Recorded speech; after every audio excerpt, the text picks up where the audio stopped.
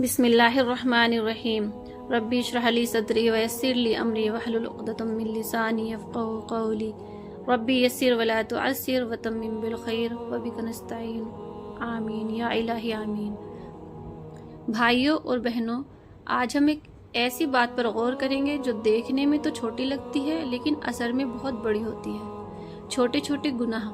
اسلام ہمیں صرف بڑے گناہوں سے ہی نہیں بلکہ چھوٹے چھوٹے گناہوں سے بھی بچنے کی تعلیم دیتا ہے، کیونکہ یہ چھوٹے گناہ ایک دن جمع ہو کر انسان کو تباہی کی راہ پر لے جا سکتے ہیں۔ چھوٹے گناہ کیا ہیں؟ جھوٹ بول دینا، مذاق میں ہی صحیح۔ دیکھیں، ہم غور نہیں کرتے، ہم مذاق میں ایسے ہی جھوٹ بول دیتے ہیں، لیکن دیکھیے گناہ ہے، بچنا چاہیے۔ کسی کی غیبت کرنا، پیٹھ پیچھے برائی کرنا، پیٹھ پیچھے دوسروں کی بات کرنا، ان کی بری باتیں کرتے ہیں تو دیکھیے غلط عمل ہے، اس سے بچنا چاہیے۔ نماز کو ٹال دینا، نماز ہمیں چھوڑنی نہیں چاہیے۔ موبائل پر بے حیائی دیکھنا، موبائل پر بہت غلط چیزیں، سوشل میڈیا پر تو سب کچھ پڑا ہے، تو انسان بری چیزوں میں ہو رہا ہے تو بے حیائی سے بچنا چاہیے۔ موبائل پر کوئی غلط چیز نہ دیکھیں۔ غصے میں بات بگاڑ دینا، غصے میں اپنوں کے ساتھ رشتہ خراب کر لیں تو اس سے بھی بچیں۔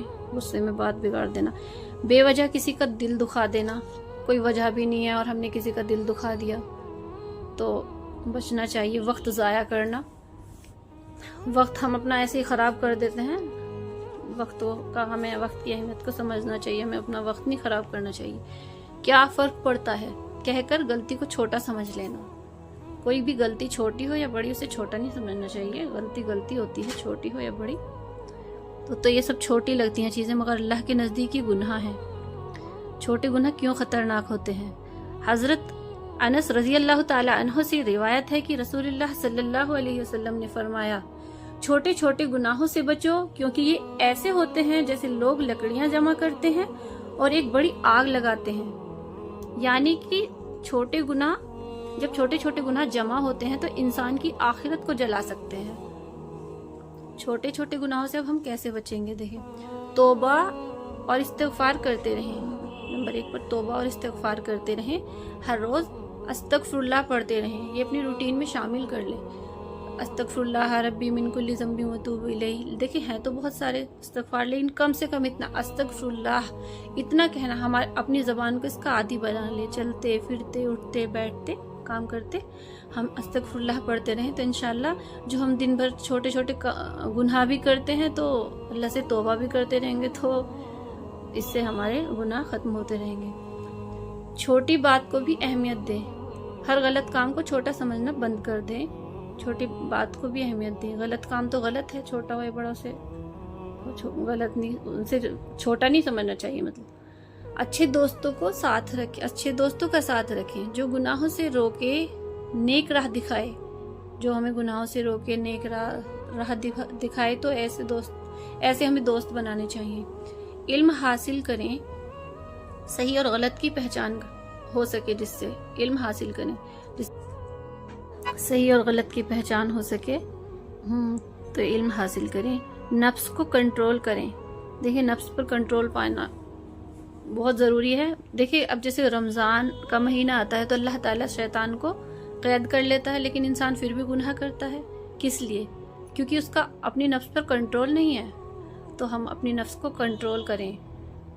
دل چاہتا ہے نا، گناہ کی طرف مائل کرتا ہے، شیطان تو کرتا ہی ہے، لیکن ایک نفس بھی ہماری اپنی خود کی وہ ہوتی ہے کہ نفس کی وجہ سے انسان گناہ کرتا ہے۔